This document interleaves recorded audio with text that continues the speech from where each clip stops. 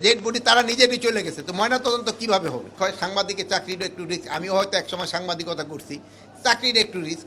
তারপরে এই যদি আপনারা লাইভ করেন অনেক প্রশ্নের উত্তর ওখানেই পাওয়া যায় এবং সঠিক উত্তরটা পাওয়া যায়। তা না হলে ওই স্পেকুলেশন, ওই আমরা এসি রুমে বসে বসে অনেক কিছু স্পেকুলেট করতে থাকি, অনেকে অনেক কথা বলতে থাকে।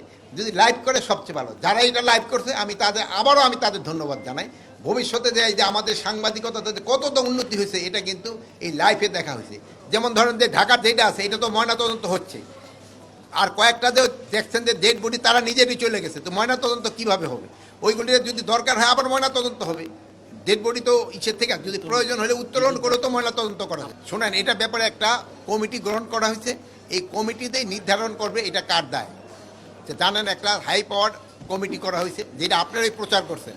আপনারা কিন্তু সব খবর জানেন, শুধু আমার মুখ দাও একটা বাইর করতে চান।